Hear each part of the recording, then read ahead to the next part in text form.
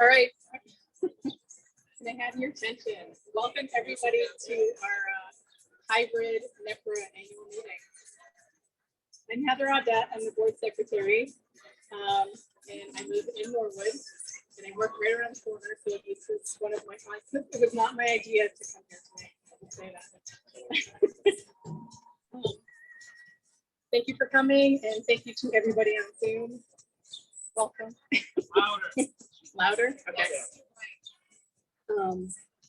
I just wanted to note that our board president, Cal McBurney, could not be here tonight because he and his wife had a baby last week. So he is hopefully on our edition.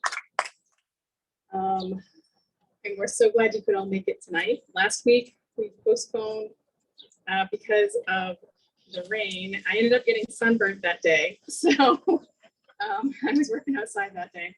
So the weather was not that bad.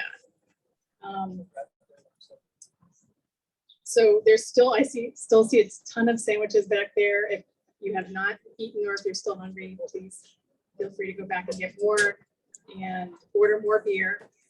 If you're not aware, we get some proceeds from the fiber. So if you like IPA, please order a fiber.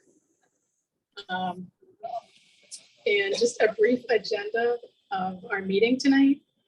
First, we'll have an update from Ian. You should hopefully all know Ian. Next, we'll do an election for the board of directors. And then we'll have a posthumous recognition for a couple of people that were very important advocates for the river. Then we'll have our speaker, Bruce Gellerman. And lastly, we will have a kayak raffle. So if you're interested in the kayak raffle, it's at the end, sorry. So next up is Ian.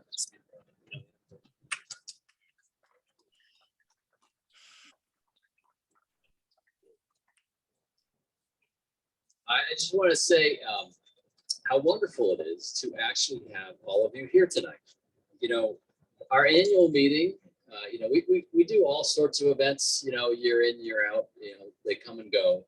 But the one thing that's always been a constant is our annual meeting. It's sort of like our annual homecoming where all of the Neponset River's friends and members get together and connect and celebrate the work we do together. And it's kind of hard to believe that it's actually been 3 years since we were able to do that. So let's hear it for us being back together again. And we do have a lot to celebrate this year. It's been a really wonderful year for the Watershed Association. We've had some great accomplishments. Number one on that list has been removing the Millpond Dam in Norwood, which is almost done. And this is, for anybody who doesn't know, this is on Trapple Brook, which is the best remaining trout stream in eastern Massachusetts. And this is a little small dam that we've been able to remove that's going to allow the fish to go wherever they want up and downstream. They'll actually be able to go all the way down to Lower Mills if they want to. I don't know that they will, but they could.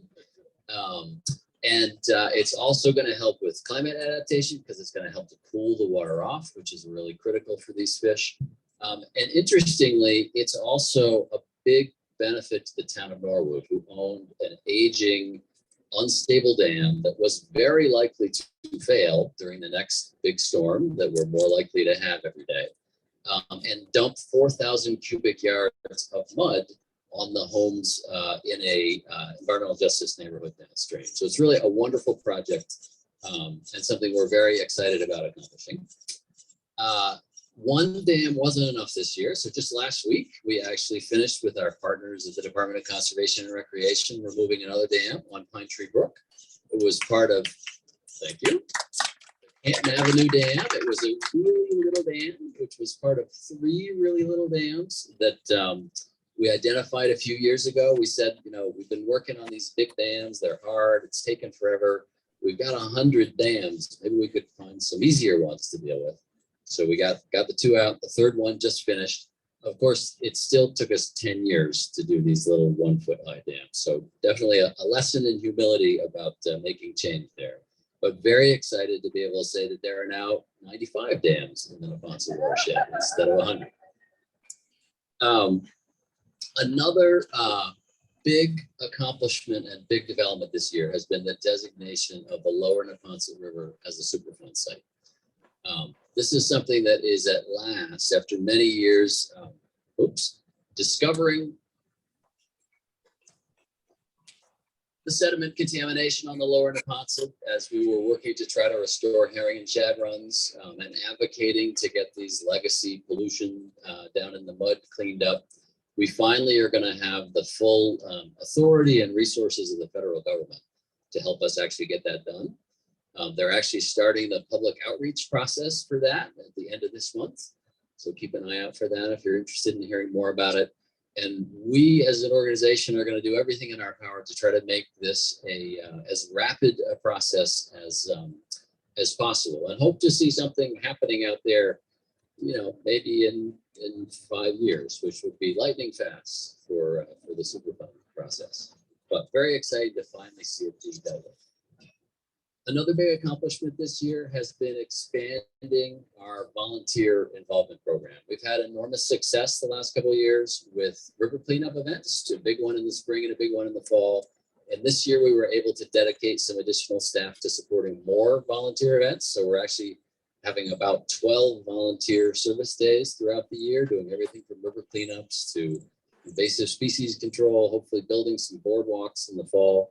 And it's wonderful to be able to harness more of that energy of volunteers to get out and actually get stuff done. Another big thing this year, our Greenways program, which is something we've been trying to get started for a few years, which is now well and truly launched, thanks to everyone's support in helping to meet the recent challenge grant we have. And already we have some great progress in getting things done along the Greenway. We have 2 sites, Edgewater Drive and Doyle Playground in Mattapan and High Park, that are sort of long neglected sections of the river and environmental justice communities where folks live feet from the river and literally have been walled off from the river for 50 years. And we're working with DCR to do planning now to create public access in both of those areas, and hope to see one of those sites built out within a year and the second one within another year. At the other end of the Greenway, another long-term goal has been to connect the Greenway to Boston. So right now it ends at Tenian Beach in Dorchester. We've been working on the connection from Tenian Beach to Morrissey Boulevard, and that is hopefully going to be built within a year. And then at the other end, the Greenway dead ends at the end of Truman Highway in Hyde Park. And we're working with our friends at the Metropolitan Area Planning Council and others on trying to create a dedicated connection from that current end of the trail up to the Blue Hills and down into Canton along the Warner Trail.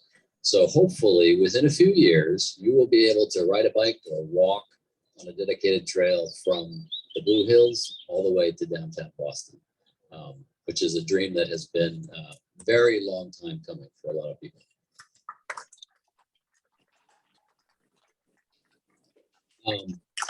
Another thing that has been going really well and has been a priority for us in the last couple of years is working with municipalities to try to get municipalities to collaborate on regional approaches to some of their challenges. And one of our biggest successes in that regard has been the Neponset Stormwater Partnership, which has brought communities together to do public education, to do outreach to school kids, to reach more than 100,000 households with information about managing fertilizers appropriately, picking up dog waste, to the other kinds of behaviors we all need to engage in. We've actually expanded that program this year. We're now reaching 3,000 students a year, which is wonderful, and working with two new towns, which actually brings us up to 13 towns that we're collaborating with. And on that theme of regional collaboration, we're also very excited about 2 new projects that we hope are going to start later this year. The first is a regional flooding study to do a new flood model for the entire Neponset watershed that doesn't look backwards like existing flood studies and floodplain maps do, but that look forward into future climate scenarios. And I'm pleased to say that every single town that we asked to participate in that agreed to join into it and to actually provide like some money to help get it done. I think it's a real testament to the relationships we've built with our communities, but also the growing awareness in our communities that we really need to get serious about getting ready for climate change. So that's one. And then the other that we're hoping is going to start soon is a new partnership with UMass Boston, looking at climate impacts in the estuary. You know, our estuary is under enormous threat from sea level rise, our iconic salt marshes. But we think that if managed properly, our salt marshes can not only survive in a future climate scenario for all their recreational and habitat value, but also play a really important role in protecting human development and infrastructure that sits behind the marshes. So hopefully both of those projects will be starting maybe in 6 weeks or 2 months. We're waiting for a few grant proposals to come in. But I think, you know, even the fact that we got all those partners together, ready to do that work, I think bodes well for the future. And then the last thing I want to do is just acknowledge that the last year has been it's been a great year. It's also been a really challenging year. Like a lot of organizations, we've had some growth over the last year. We've added a couple new staff positions. We've also had a lot of change in our historical staff with people, you know, inspired by the pandemic, moving on to their next thing. And that's definitely been challenging to manage. Right now, though, we now finally, after months of working on this, we have a really wonderful team in place that I think really puts us in a position to move forward and accomplish some great things over the next couple of years. And there's so many new people in the organization that I want to take just a second and point them out. So if the staff people hear your name called, just stand up and wave at people. So we have 3 new people who are filling existing roles in the organization, really critical roles. One of those is Sean McCanty, who is our new director of river restoration. Sean came into the middle of this Millpond Dam removal, having never actually done any of this stuff that he had to do, and has shepherded it to what will soon be a successful conclusion. So really wonderful. Another one is Rebecca Weiss. Where's Rebecca? Oh, Rebecca's way in the back. Rebecca is our new office manager. And, you know, when you run a watershed association, it's the staff like, you know, river restoration director or the education director. Those are the positions that sound kind of sexy. But nothing stops an organization cold as quickly as not having somebody who knows how to like deposit a donation or run the payroll. So Rebecca has stepped into a really important role and is doing a great job of taking over from her predecessor. The other person I want to introduce who's new this year is Jennifer Hopcroft. Where's Jennifer? Well, Jennifer is also way in the back, and Jennifer is our new development director. Jennifer helps us work on finding the resources, the human resources, the intellectual resources, the financial resources to do our work. And the reality is, you know, without those resources, we don't get the work done. So Jennifer's really a key new employee who's helping us do lots of good things that we should have been doing for a long time. Another new face that you probably haven't met is Susannah Sullivan, who's in the back there. Susannah's position is one of the new positions. So she is our new stormwater outreach coordinator to give us more bandwidth to help do more outreach around stormwater and hopefully soon water conservation, because some of the other staff have realized they can't actually do everything themselves and always do more every year. Declan Devine is not actually a new member of the staff because he used to be our environmental fellow, but we were very excited this fall to be able to make him a permanent member of the staff in the role of environmental scientist. And Declan is like so multi-talented. He like knows how to do hybrid meetings with like all this AV stuff. He designs stormwater BMPs, he educates children, he manages volunteers. He's just a lovely person to work with and a great addition to the staff. And then a few people that you probably know. So Carrie Snyder, who unfortunately is not with us tonight. but Carrie has stepped up into a new expanded role. She's been able to increase her hours and take on some new responsibilities, and is heading up our stormwater partnership and playing a really key role in some of our new climate initiatives. Nancy Filer also was not able to be here with us tonight. Nancy's our outreach and education director and is now one of our most veteran staff members, and just sort of knows how everything is done. And integrating all these new people has really depended a lot on Nancy's knowledge and expertise. Let's see, Megan. I think Megan is here. Where did Megan go? Oh, Megan is as far in the back as you could possibly be. Megan is our environmental fellow.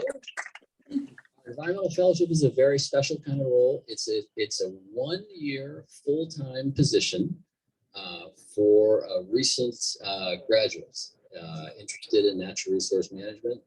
And Megan has been such an asset over the last year. She can do everything well. She's a great presenter. She's a great scientist. And I kind of was conniving to find a way to not let her leave. But I failed because she decided she's going back to graduate school, and that's good too. But so Megan will be with us for about another month. And I'm also pleased to introduce our newest staff person who actually starts tomorrow, who is Eleanor, who's right over here, who is our new incoming fellow. For a lot from her over the next year. And I realized, so I made this list this morning, like there's so many people on this list now, I'm gonna forget somebody. And the person I forgot is Andres. Where did Andres go? There's Andres, who is doing amazing work building relationships and getting our Greenway program working. And the last, there's actually, can you believe there's 4 more people I have to mention who are our seasonal interns. So we have John, are you out there somewhere? John and Sarah.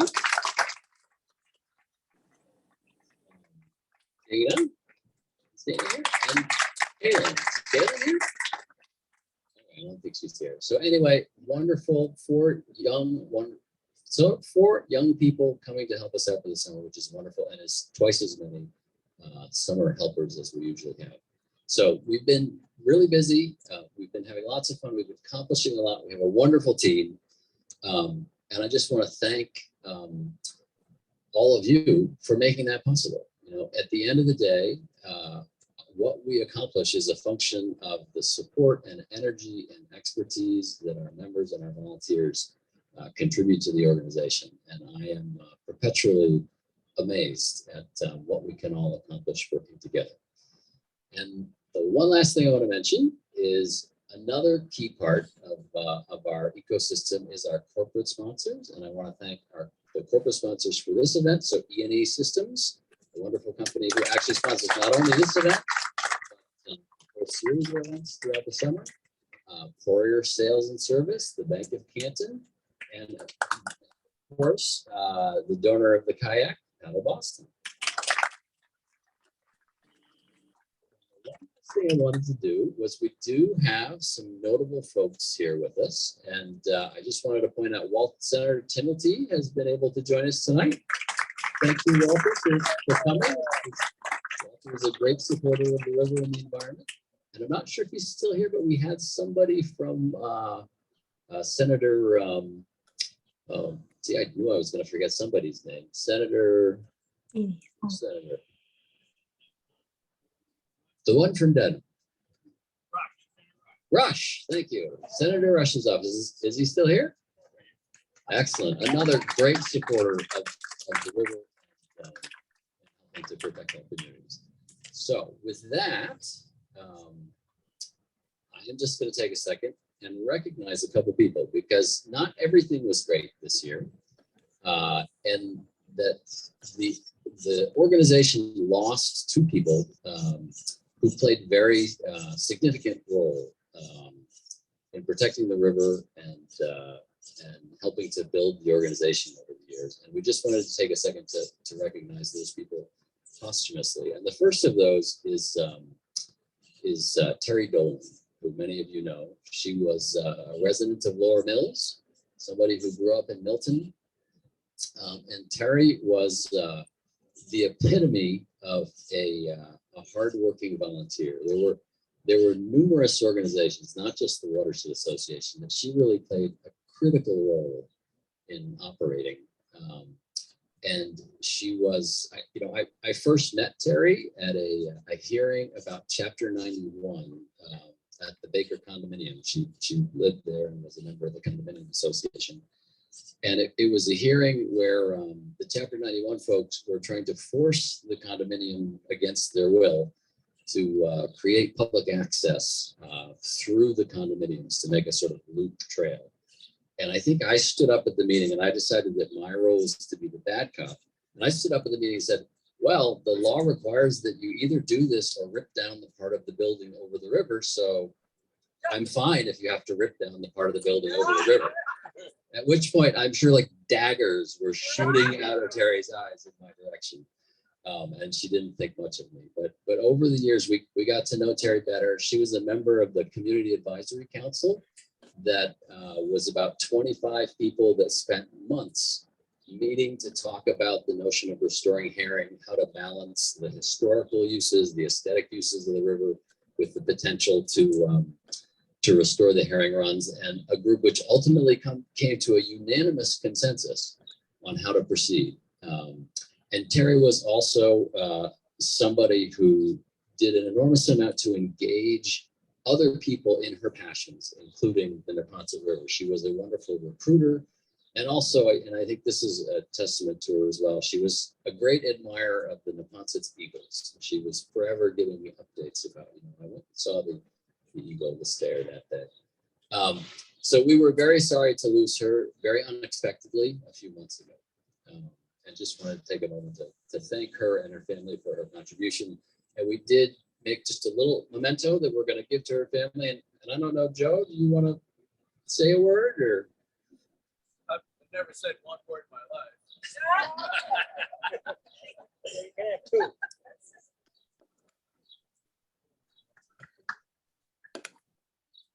So this is a photo of Terry's beloved Lower Mills, and it says, in recognition of Terry Dolan for her passion, dedication, and exceptional volunteer leadership in restoring and protecting the Neponset River and Lower Mills.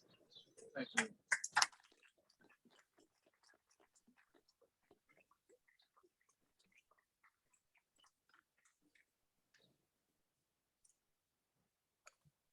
Good evening. Good evening. Thank you, Ian. Thank you, Castle Island Brewery. This place is terrific. I was invited and I said, yes, I will go to this place. It was fun. And I do remember that conversation you had with Terry when you first met, because she very clearly told me that exact same story. But you grew from, this to this. So that's special. It was a great story. Can I read a few words? Do you mind? It's my sister Martha. I might cry. I might laugh. My name is Joe Dolan. I'm Terry Dolan's brother. Terry is my big sister.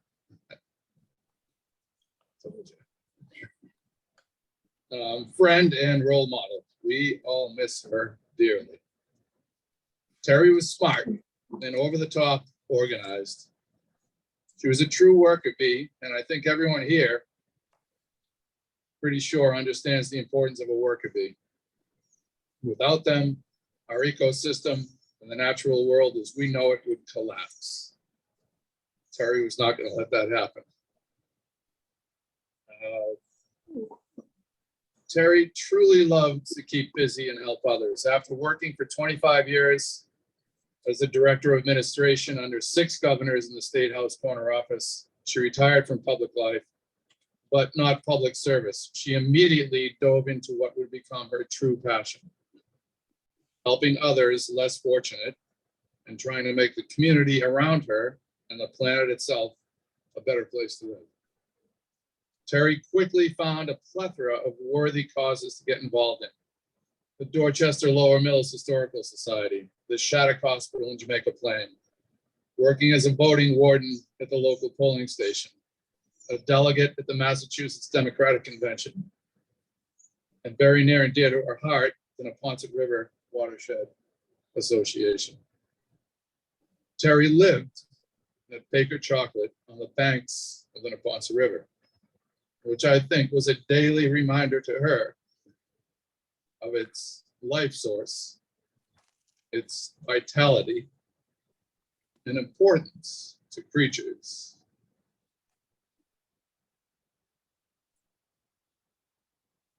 Thank you.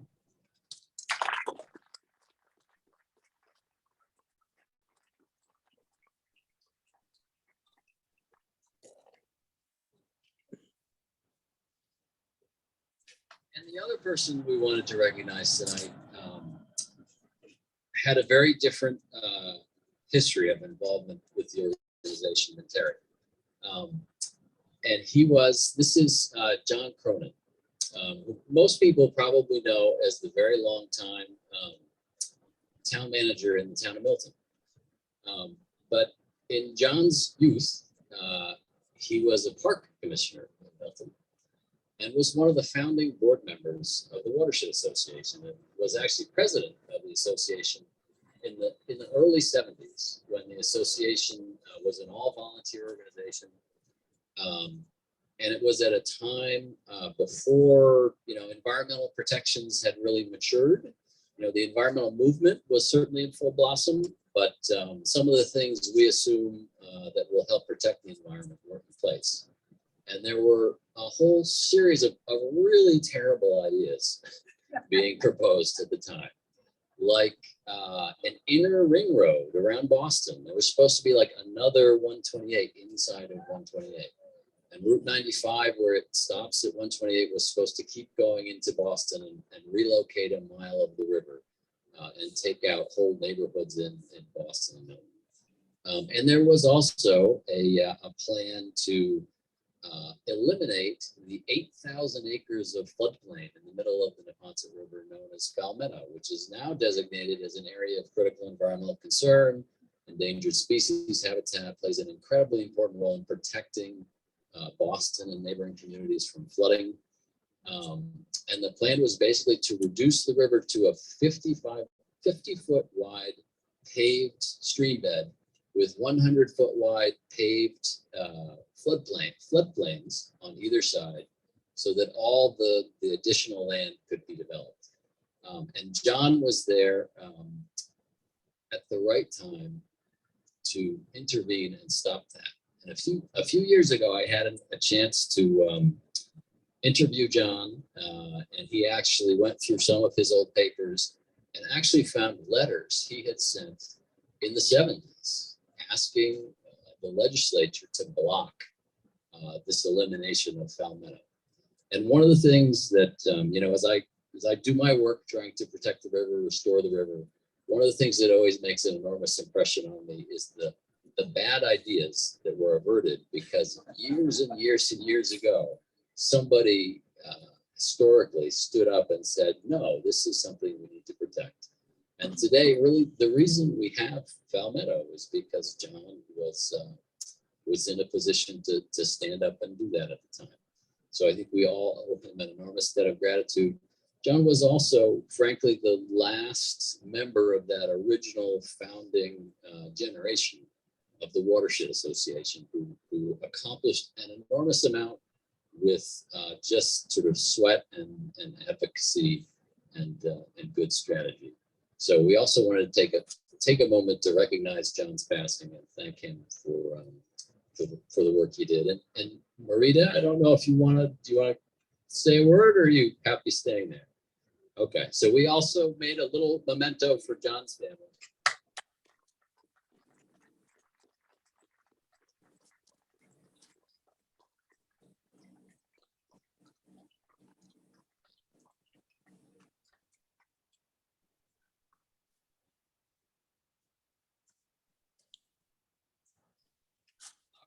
So with that,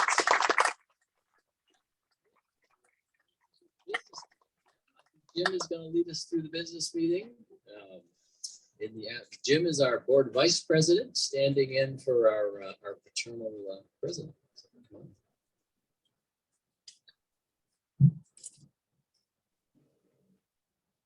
I'm happy to stand in for Kyle tonight, who's home with our youngest member of the NepRWA family. So we do have some business to attend to tonight. Part of the meeting, we need to elect the board of directors. There's three categories of board members that we need to. There's three categories of board members that we need to re-elect. Those are new members, continuing members, and officers whose term has expired and we're going to re-elect them. I draw your attention to the slate that's in the program in front of you. And I'll give you a minute to do that. Here's a reminder. Chicken. With your indulgence, I'll indicate, I'll honor a motion that the slate be approved unanimously. Do I have a motion? So move. Second. Okay. How are we doing on Zoom?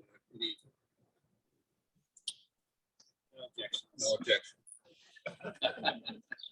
Okay. I'll call for a vote.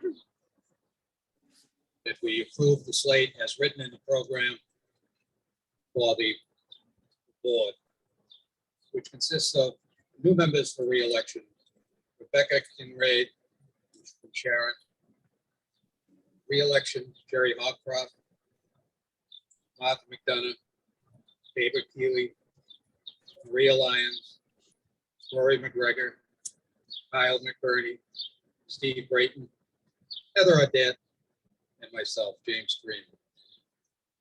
And our officer that needs re-electing is our hardworking treasurer, Jerry Hopcroft. So may I have a vote that we approve the slate as discussed? Any opposed?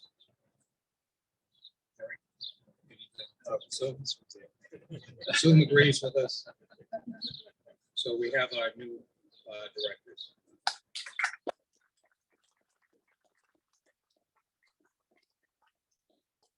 Ian, I think I'm passing it back to you for some more acknowledgements. Yep. I really like your interpretation of Robert's Rules of Order there, where you can call for a motion for a unanimous vote. I really like that. It's a good strategy. So I just want to take, along with the folks that are getting elected, we have a couple people who are stepping down from the board tonight, and I just wanted to take a second to acknowledge them. One of those is Susannah Sullivan, who I mentioned earlier, who I think is the first person who has ever weaseled out of being a board member by joining the staff. So, old gold star for Susannah. The second one I want to acknowledge is Mike Gillette. Is Mike here tonight? I'm not sure if he made it tonight. Mike, as some of you may know, is the longtime town manager of the town of Westwood. And he was very excited to retire, and his wife was very excited for him to not have 25 night meetings a week. And he thought, oh, great, now's a chance to get on some boards and do some environmental work. And those plans sort of ran headlong into the realities of his post-retirement consulting role.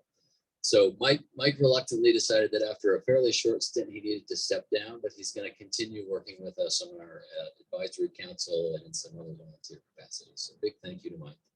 And then we actually have three very long time board members who are stepping down now. And I want to take a second to recognize them. So one of those, who I believe is with us on Zoom, I haven't actually seen what's happening on Zoom, but I think he's there, is Paul Lowenstein, who I think is, as of right now, is the person who has been on the NepRWA board longer than anyone else. And Paul is from Sharon. Paul is somebody who has been just an extraordinary advocate for the protection of water resources over the years.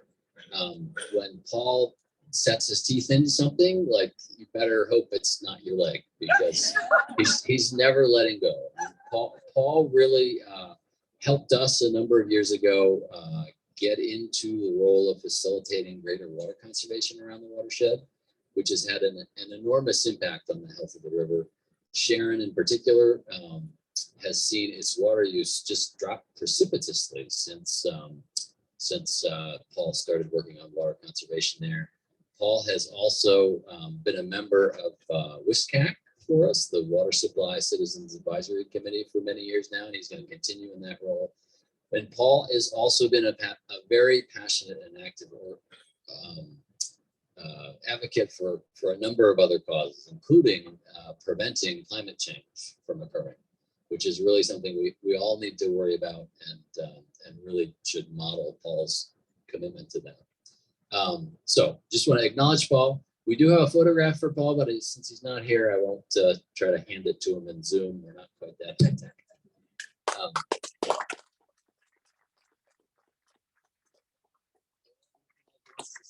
Say something? Do we have the technical ability to let Paul say something? I don't know that we do. Do we? Probably we did, but it would take us like half an hour to figure it out. So we'll have to. Well, maybe Paul can somehow convey his thoughts some other way. The second person I want to recognize who's stepping down is David Biggers, and Dave is here. There's David over there.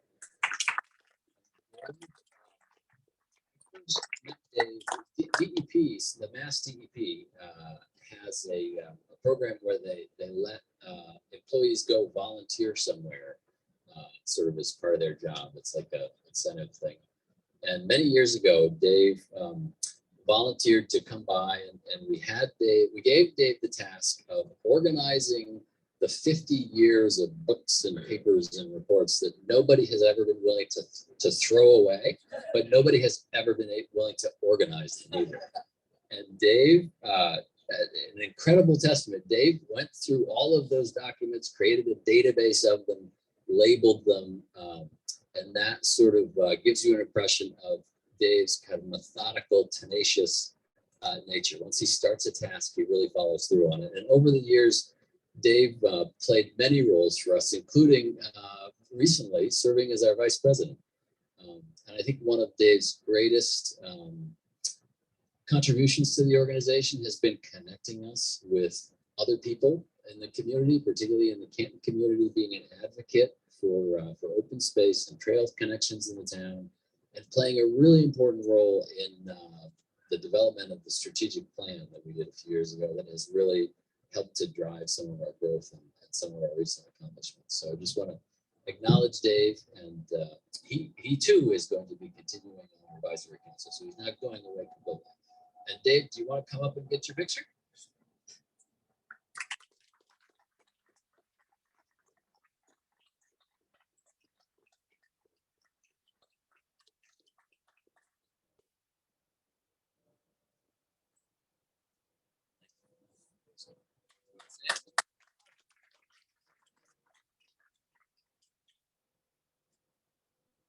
Really have any words prepared, but I just really enjoyed my time here on the board and volunteering.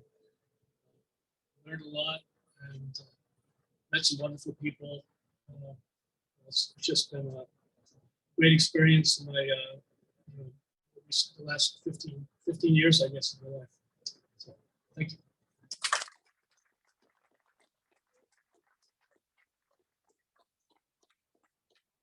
And one last person we want to recognize who's stepping down kind of warned me that he really didn't want to be recognized. So in no uncertain terms, which is usually the way this guy operates. He really lets you know what's on his mind. But I think, not unlike Terry, the first time I met Richard O'Mara, I think it was at a hearing where we were proposing to remove the Baker Dam, and Richard got up and said, "This is the dumbest idea I've ever heard. These people are crazy," and yada yada.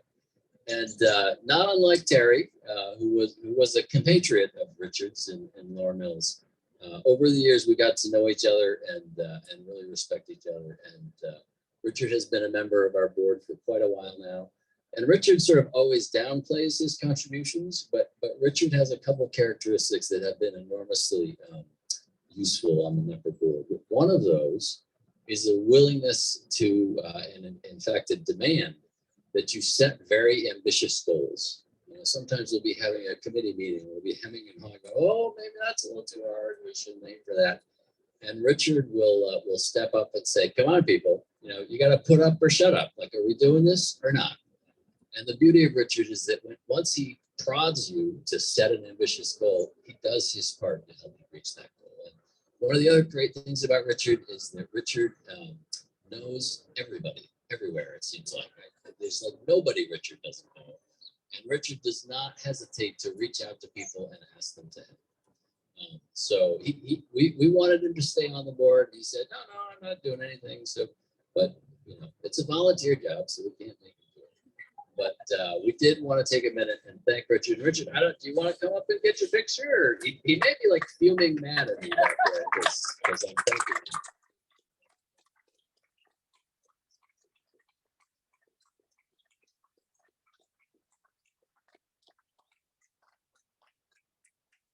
That's exactly what you told me not to do. You want to say anything? Sure. This meeting is running about 10 minutes late, so I'm going to keep this very brief.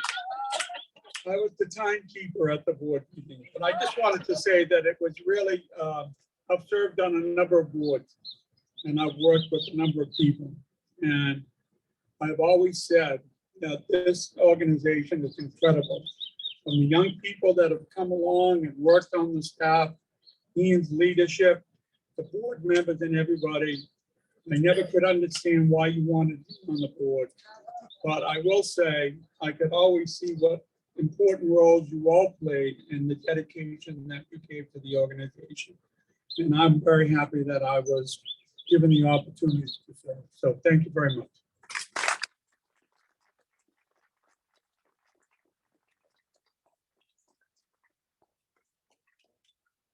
We're back to Jim now.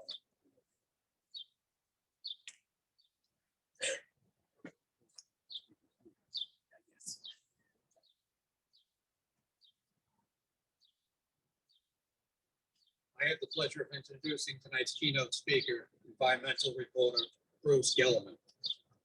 Prior to coming to Boston, Bruce reported for more than a dozen countries, including Ukraine, where he covered the Chernobyl crisis. Mr. Gellerman was a senior reporter with the Center for Investigative Reporting and a reporter producer at NPR, Washington. His work has appeared in the New York Times, The Scientist, and the Boston Globe. He has received more than 50 national awards for his coverage of science, business, technology, and the environment. Please join me in welcoming WBUR senior environmental reporter, Bruce Gellerman, who's going to share with us.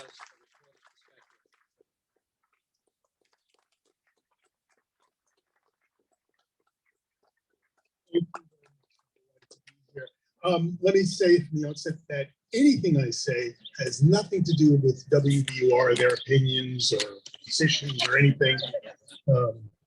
They're all my opinions. Whose opinions could they be other than mine? So my career as a reporter could be summed up with about 3 or 4 bumper stickers. I'm a child of the 50s, 60s, I'm a boomer. So they would be question authority. Don't believe everything you think. And my favorite, which is really hokey, think, globally, act locally. And every time I say that, people look at me crossly. But I really do believe that, and it's gotten only more important as we've evolved or devolved. So my career is marked by failure. I started out as a journalism student at Ohio State University, the Ohio State University. And it was 1969. And my first course in journalism, and my only course in journalism, I failed. And the reason I failed it is because I couldn't write the final exam, which was your obituary. And I thought, what a stupid idea. First of all, I haven't done anything, and I just couldn't write. I just didn't do it, and I failed the course. And I've thought about that exercise, that test, ever since. And the reason is because it was brilliant. really does succinctly show you what journalism is really about, which is, what's important, what do you put in, what do you take out? What you take out of a story is far more than what you're going to put in. It's a rendering process. Reporting is taking a bunch of information and turning it into a story, beginning, middle, and an end. And what do you say about something? What do you say about yourself? And the exercise is one about the role of subjectivity and objectivity as a reporter. And I haven't resolved this, and I probably couldn't write my obituary. But it's the struggle over that issue, which I really feel is something that's happened throughout my career, fact and failure. Let me take you through some of my journey as a journalist. So at Ohio State, the reason I went to college was to get my 2S deferment, which was, which you might know was you could get a deferment from being drafted into the Vietnam War if you were going a full-time student, matriculating student in college. So I could afford Ohio State, it was an out-of-state tuition. I was from New York, and they accepted me. But you had to take ROTC, which was a reserve officer training, something like that. Or you could take PE. And for PE, I took kayaking, which I really love. I mean, it's something I would never have taken in New York, and it's something I really stuck with. The other thing is I graduated in sociology, which I discovered was really me. And the reason it was really me is I didn't even know there was anything called sociology. It spoke to me. All those questions I had that I kept inside were addressed by sociology. Why people acted together, how they collaborated together, why they differentiated each other, how they differentiated the symbols of their actions. And I love that. Of course, you can't do anything in sociology, although I would suggest that my entire career as a reporter really is as a sociologist, getting those stories, asking people all the stupid questions I could possibly think of. Because a reporter, after all, is someone who's given a license. And that license says something like, you have the ability to ask anybody any stupid question you want. It was amazing. But the corollary of it is that you have a responsibility. You have to do it responsibly. What does that mean? And they don't tell you. You can go to classes in journalism, I guess, I never took them, which will tell you that these are the ethics and these are the methodologies and these are the techniques and these are the things. Or you can do it the hard way, which is through failure. What happened is after I left, I should tell you that this was a time when the EPA was just being formed, right? And after that came the Clean Water Act and the Clean Air Act. These were benchmarks. These were historic parts of our American heritage that we now live on, thrive on. And if you think about it, we couldn't have an EPA today. It wouldn't happen. It wouldn't. We don't have the wherewithal. We don't have the political civility, the discourse to accomplish that type of greatness. And that was Richard Nixon. And that was incredible. What a bizarre time this was. It was headed by a guy named William Ruckelshaus, who some of you might know. I've had the privilege of talking to him before he passed. And he was a man of incredible intelligence and humility and intelligence. And it was so enriching to know that he was in charge of this new agency and getting a direction. Well, serendipity plays a large role in everybody's life and cosmic coincidences. And it happens, of course, with me. I wound up in Wisconsin for no very good reason years later, and stumbled upon a listener-sponsored radio station and tried to get a volunteer position at this station in Madison, Wisconsin called WART, WORT. And it was, they wouldn't put me on the air. And the reason they wouldn't put me on the air, I mean, this was a volunteer position at a radio station that was the size of the stand here, and it was really small. It's because of my New York accent. Okay. But I had stories to tell. I wanted to tell these stories. So what I did is I started recording people and putting together stories with no narration, which turns out to be damn hard to do, right? Try it sometime, just using sound. I loved sound. It just spoke to me. And you really had to listen. You really had to listen in a way that I had never listened before. And the other thing is it had an art to it. It actually had a physical art. You actually cut tape. And it sounds weird now, right? Because you learn it in the computer, but you actually had a cut tape. We had a story called Project Elf. There was a young man named John Stauber who has a book out. You can still get it, and it's a brilliant book. And it's called Toxic Sludge is Good for You. And he was a grassroots organizer. And the book chronicled the Edward Bernays, who was the PR, the father of modern day public relations. And it talks about how they convince you that the companies, we got toxic sludge, it's good for you. Smoking, great for women, right? Great for women. So John Stauber headed an organization called Stop Project Elf. And this was my first environmental story. I wasn't an environmental reporter, I wasn't an environmentalist. But I knew a good story. And John Stauber told me a good story about northern Wisconsin. They were going to turn the top third of the state and use the ground as a long distance one-way communication device with submarines deep at sea, halfway around the world. ELF stands for extremely low frequency. Extremely low frequency propagate long waves, deep, but it's very slow. You can only communicate very short phrases, basically. Okay, launch. And I went up to northern Wisconsin, set up these interviews. It was about 2.5, 3 hours to arrive.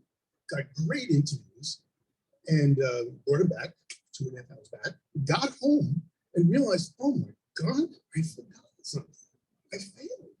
And I failed. I forgot to get the sound of the gravel road as I drove up. Because I'm starting to think, how am I going to tell this story to people? How do you sound? How can you sound to tell this story? Right? Because I can't do an narration. So I needed the sound of the gravel road. So I went back up 2.5 hours, recorded the gravel road, and came all the way back. The lesson for the fellow was, if you're going to say it, it better be true. You got to be accurate and you got to be honest. I could have recorded a gravel road, down at the supermarket or something like that. Nobody would have known except me. So, I'm not trying to build myself up, but how do you learn the lessons to be a reporter? How do you even define a reporter? So from there, I went to I met a poet because I was a terrible writer. And by this time I needed to write stories. I needed to say something, but I didn't know how to write. So I met a young poet at the radio station named Martinez, who's now a poet laureate at UMass Amherst. And he just won the National Book Award last year for his poetry. He's extraordinary. He said something that profoundly changed my life, which was, words have consequence. I thought, oh my God, it's unbelievable. It's incredible. Words have consequence. I could say something. You could hear it and it would change our lives together. He was right. Interesting that when you're a radio reporter, you don't know what you're doing is going to affect people's lives. You don't hear from people. You really don't, even in today's world. You broadcast it, it's going at the speed of light to Pluto and beyond. So to the idea that actually somebody has heard you, has listened, and years later can say something like, I heard what you said. It's incredible. It's profound. It's humbling. So from Wisconsin, I learned what I could at WART, WRT, and my editor at NPR. By this point, I had somebody. NPR had just started a show called Morning Edition. It was the little radio station that could. I mean, NPR was not the NPR that you know today. I literally came to the front door. My editor called my editor up from the phone that was at the door, and they let me in. I had 2 bags, and I never left. I refused, even though they had this. Excuse me. They had a very hard economic times, and they started laying off people, and it was a gravy train for me because somebody still had to put the news on. I wound up working with a show called Weekend Edition with Scott Simon. And Scott was brilliant and wonderful and terrific. And I learned an enormous amount from him. And I would take, and on my rotation as a producer, I would take him out into the field and we do stories. I'd come up with an idea and said, come on, Scott, let's go do something. So he was up for it. And we did like the oldest jockey in the world. And we went, I thought, here's Scott Simon. He's so sensitive and he's so concerned and he's so good. And I said, let's go deer hunting. Let's get Scott to shoot a deer. And we did. We went out to West Virginia and he wrote the most beautiful scene. And so what, you go out there, you tell him what to do and who to speak to, and he does his thing, and you pile into a car and you have an engineer and you're all back in the studios, and it's got a piece got to be on the next week. And the way Scott worked, or works, is you would give him, you'd cut up the tape and say, here's some tape. He would tell you kind of what he remembers. And then he'd give him the tape on reel to reel, of course, reels. And he would close the door. And a few hours later, he'd open it up and he'd have a script.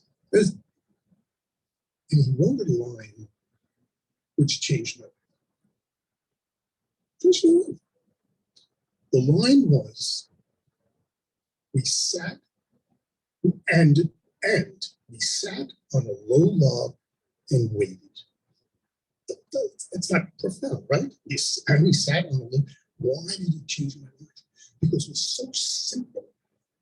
It was so accurate. It was so honest. He had distilled this entire episode, the scene that we had. Right? We're looking for this deer. The guy's looking for the deer, and we want to shoot this deer, kill this deer. We sat on a low log and waited. It was unbelievable.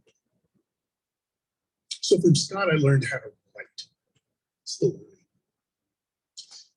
I have the distinction of being probably the shortest White House correspondent in the history of radio or journalism. I was working on a show. This was before they had National Public Radio had newscasts. So it's early days. And they had something called, they had just started it the day they made me a reporter, which was on NPR Plus. And the plus was they had a reporter go out, 2 reporters, and grab sounds from committee hearings and meetings and whatever public press conferences, and send it back to the studios and do raps, little sound things. And they would send that off to the member stations. My first day on the job, I'm out there covering some of the Falkland Islands at the OAS, the Organization of American States, and we didn't even have cell phones. I got a beat them. So I got beat. Forget it, Gellerman. Go to the White House. Why?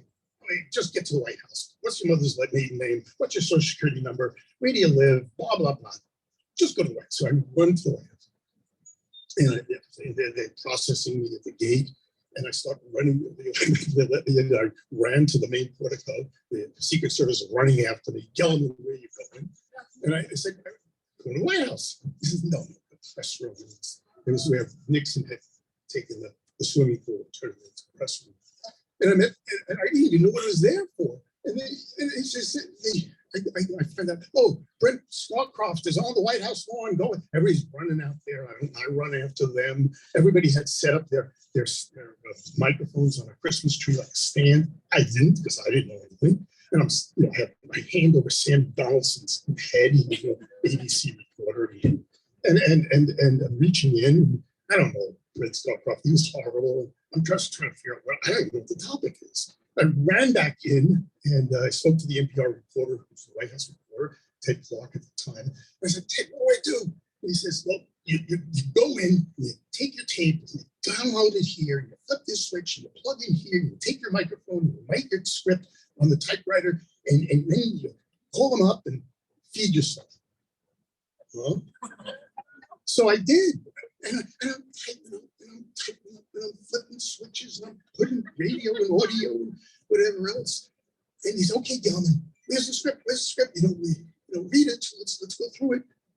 And I looked at the page. The ribbon had broken. There was no. So I took a pen, a pencil, and I raised it. It's like this.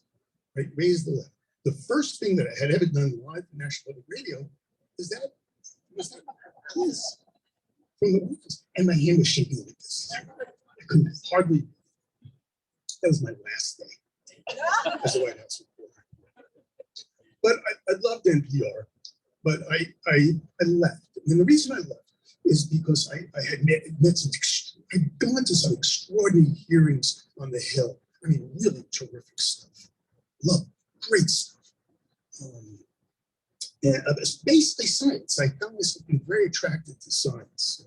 This was the time of Star Wars, Reagan's this, and, all kinds of stuff. It just seemed the predilection of mine. And but the hearings were really interesting. That the world's experts would come in, and the Congress people wouldn't know anything. They didn't know anything. Some of them did. There were a few who really knew stuff. One of them was Henry Waxman from California. He bowled me over. I could talk to him about hours. I loved him. And he dealt a lot of energy. He did a lot of drug stuff. He worked at Markey, had a bill a few years ago about energy, which went nowhere. Had that Waxman Markey bill passed 14, 15 years ago, we'd be in a different world than today. Different world. Had to dealt with clean energy and standards and all the rest. It was called cap and trade. Cap and trade, carbon emissions bill. In any event, I was asked to come to Boston because I had my fill of Washington. I really did. I had been there about 6 years, and it was not real for me. I wanted to do real, and so I was invited to come to Boston to WBUR, and they were in the transition. They just started transitioning away from everything radio station where they did music, they did public fan shows, they did this, they did this, news. They really hadn't done it. And so I helped create a show called The Connection, which you might have heard about, Chris Lydon's show, which was a predecessor to his show now called Open Source. He and I didn't get along, and I've grown to think that he has the best radio show in the world right now. It is extraordinary. If you get to listen to it, you'll be the better for it. And then I created something called Here and Now, which I was promised would be a local show. I hosted it for the first 4 years.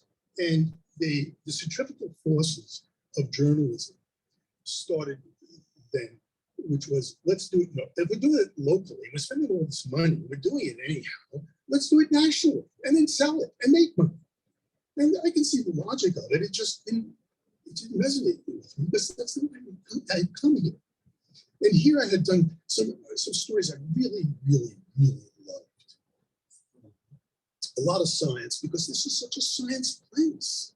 I mean, it was like, I go to MIT to do interviews, and I was thrilled. I get a feeling I hadn't gotten ever in my life. I mean, I could ask all the stupid questions I could think of to these brilliant people, and they would answer them. It was amazing. So, if you'd like to ask me questions, you're more than welcome to. I'll just conclude with a couple of ideas of where environmental journalism. I'll return to the topic I should be talking about.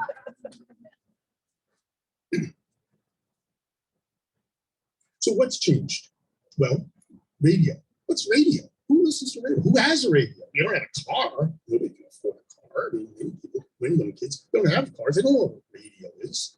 But, so it's their phone. It's my phone. That's how I listen to access audio. It's no longer radio. And it's podcasting, of course, and it's I don't have to go through the litany of multimedia, but the role of the journalist has changed dramatically. So now I listen, I think with my ears, right? I hear the sounds of a story and I can compose it. That's not the way it works anymore. People are more, as likely to say to me, I read your article online, as they are to them, maybe more likely to say that to me. I read your story. They didn't say they heard it. And it's a great disappointment because I suck at it as a digital writer. I'm horrible. It's painful. It's hard. I can write stories, audio stories. I can do that. I hear them. I can take my sounds and put it on a piece of paper. But I can't take those sounds and take them off the piece of paper and put them into digital. It's just not me. And they're all reporters, young reporters, spectacular. Spectacular. I can't. There's multimedia. There's a sense of social media. Again, it's not me. I'm old school. So I do want to say this. My view of being an environmental reporter, which I don't see myself as, it's their title for me. I'm just a reporter. But for me, an environmental reporter, for me, the definition is about energy. It all comes down to energy. The system needs, it runs on energy, and then there was light energy. And so what does that mean? It's where do we get it from? How do we store it? How do we use it? There's something on the website for the Rivers Association says that for each mile you go, it's phrased a little differently, but in terms of math is not the same. For each mile you go, on your car, you're generating over a pound of the average car, producing over a pound of carbon. That's extraordinary. That's incredible. We can't do that. I've gone to a lot of these IPCCs in the UN biannual meetings about climate. I've been to a bunch of the international ones, and you can tell they know this 1.5. Forget it. We are way over that. We're at 420 parts per million for carbon dioxide. Forget it.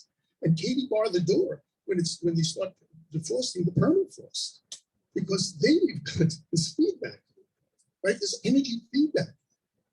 Yeah, I don't want to leave you with despair. Wind up cutting the wrists. So if you listen to my stories, every story I do, every story I do is not me, but it is a positive story. How do we get out of this? What can we do? So I do stories about storage, energy storage. And I do stories about renewable energy. And I do stories about helium and hydrogen and methane and alternative methods of generating energy, storing energy that's fossil free. Because we can't go along. We can't continue this. It's just that simple. And, so the big failure for me is not just a reporter, but as a father, I have 2 children, is that I've found, because the place that we're leaving this future generation here, is not a good place. And so the question is, how does journalism convey that without despair and yet get us going? My final idea. My job, and this has taken me 43 years to figure out, my job as a reporter is very simple, besides being accurate and honest. That again. And tell good stories. My job is to give it to you. It's your job. I've done my job. I did it. I gave you the accurate, honest information. There's a million stories there. Could they've been told better? Yes. But now you have the information. What are you going to do with it? I hate to put the burden on you. Now that I'm looking at my horizon, which is rapidly approaching, very rapidly, I will take my message from Bill McGibbon, who I really honor. And he said something about the third chapter. He wants to see his new book out. And he talks about, well, come on, get arrested. Get arrested. It's a shorthand way of saying, be active. You guys are active. I'm honored to be here and honored in what you do, that you take your time and your energies and put it into thinking globally and acting locally. That's where I go. If you have got questions, I probably don't have answers. Can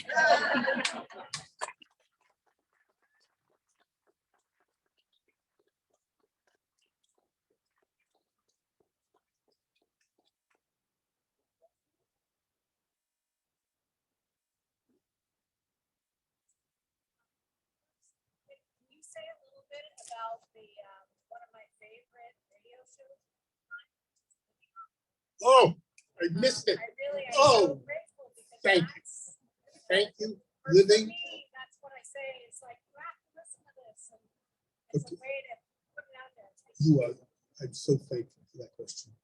Living on Earth was started by a man named Steve Curwood, who was at NPR and then he came to BUR. And this is 30 years ago, started a show about environmental justice for National Public Radio.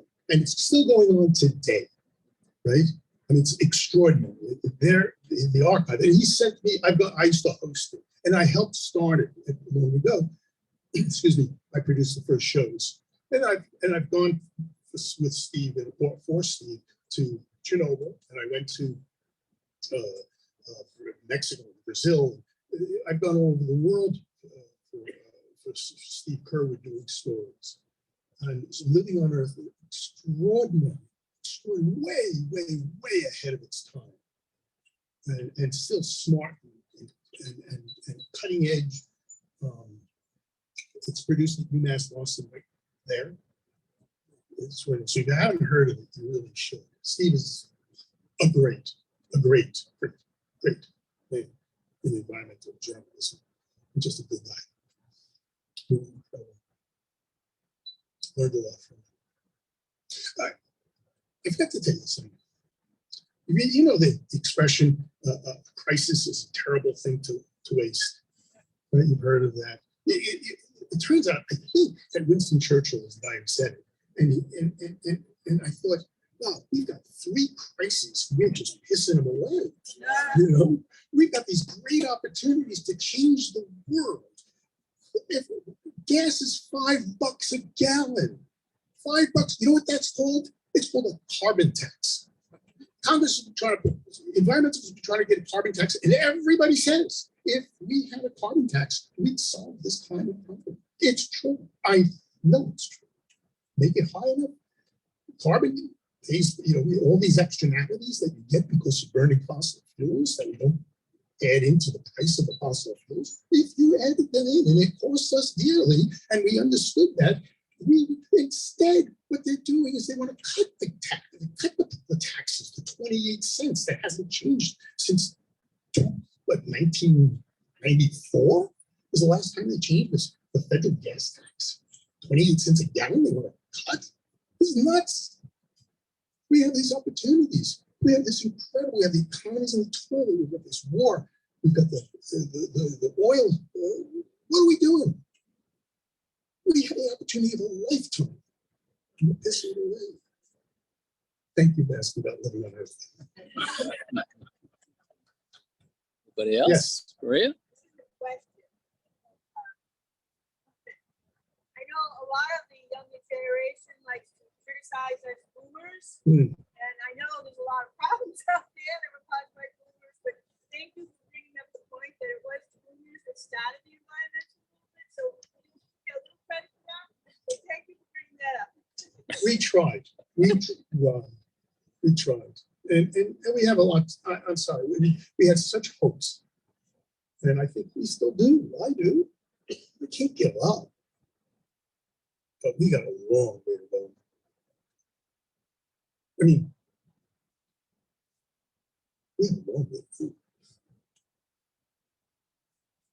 There's a question on- Oh, a question on Zoom. The Zoom people are still there for all of us who forgot about them. Go I'll ahead. take that one. Hang on, just you for you first.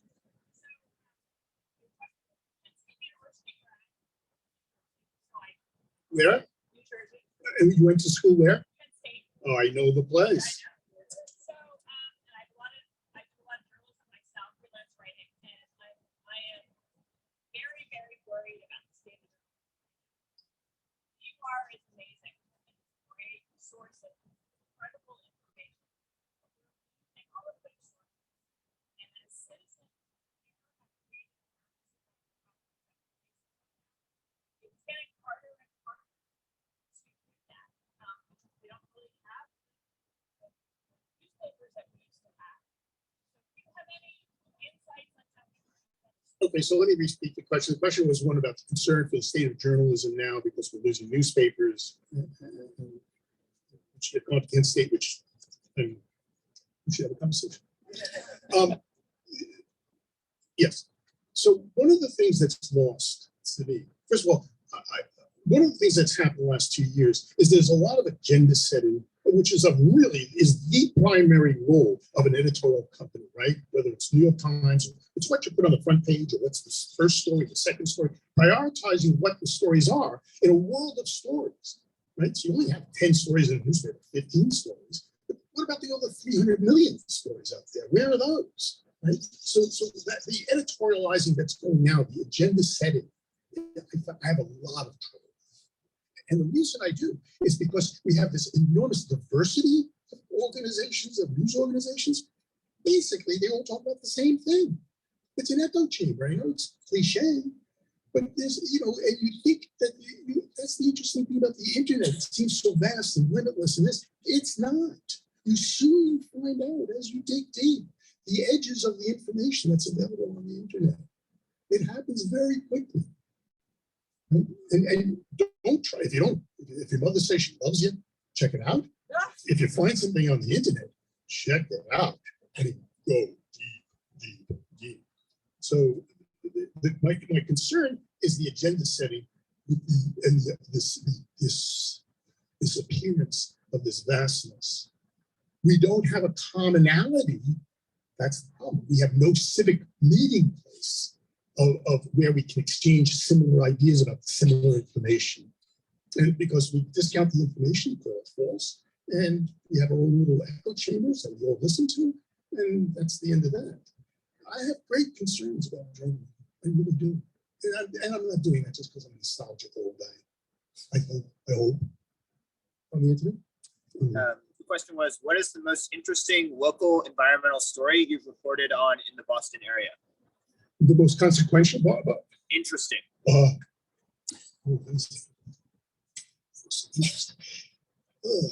Off the top of my head, I would say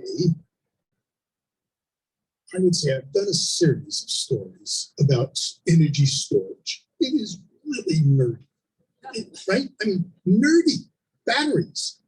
They are so exciting. If we get out of this mess, it's because batteries are going to get us out of this mess. And we are a center, maybe the center of the universe for battery energy storage of various kinds, whether it's flywheels, or electrochemical, or hydrogen, or thermal energy. How we store energy. Remember, if you have a generator, electricity works this way. You generate electricity and you use it or you lose it. It has no shelf life, right? Speed of light, it's gone. So you have to precisely determine how much you have. Now, if you have an offshore wind farm here that's generating electricity when you don't need it at night in the winter, which is really when you don't need it, right? But it's generating electricity. What are you going to do? Dump it? No, you want to store it. You want to use it. You want to time shift it, delay it, or you want to send it someplace where they can use it. That's batteries. That's why when I started realizing, oh my God, this is the key to the universe, and we're sitting right here. We're on it. Dams are one form of energy storage. Right? We have pumped hydro storage. We used to have the world's largest pumped hydro station in the middle of the state. Still one of the largest in the world. Pumped hydro basically takes energy, it takes water, stores it, sends it down a shaft, turns a generator, and sends electricity out to the grid when it needs it. Then it pumps the energy back up when the world does not need that electricity. It's cheap. Sends it back up, rinse and repeat, rinse and repeat. And it's, you know, it's the delta, the time shifting, the need in the generation. So I know it sounds weird because it's so nerdy, but it's so exciting. And my lesson. I don't know if I've convinced you that battery storage is the world's, what's an expression, the cat's the Jones. But I have to sell it to my editor. That's the challenge. I've got to know what I'm talking about. Because when I go to the editor, which is a gift from God, having an editor is a gift from God for journalists. Good editor holds your feet to the fire, says, how do you know? You know, show me, show me, show me, show me. I can convince them I'm good to go. And BUR was gifted with incredible editors. Incredible. That's the unseen power of public radio is its editorial editors behind it. I'm just a voice. Anybody else? It's dark. All right.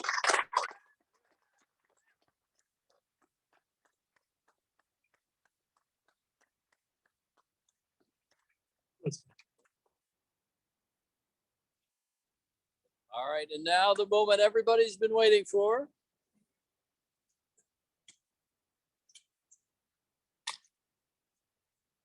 Oh, good point. Do we have somebody back there have the raffle tickets? Here come the raffle tickets. Okay.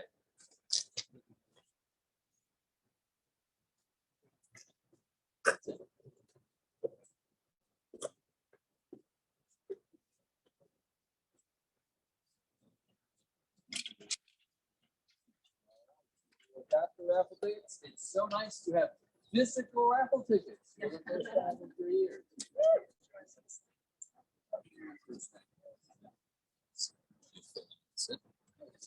Oh, you're right. An honor. I would love to. Look the other way.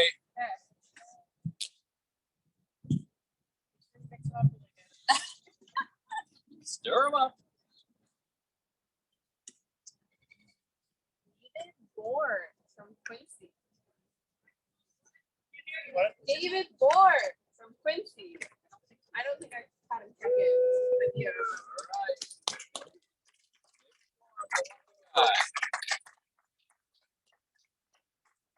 Again, thank you all for coming, and thank you for all your work on behalf of the Neponset River.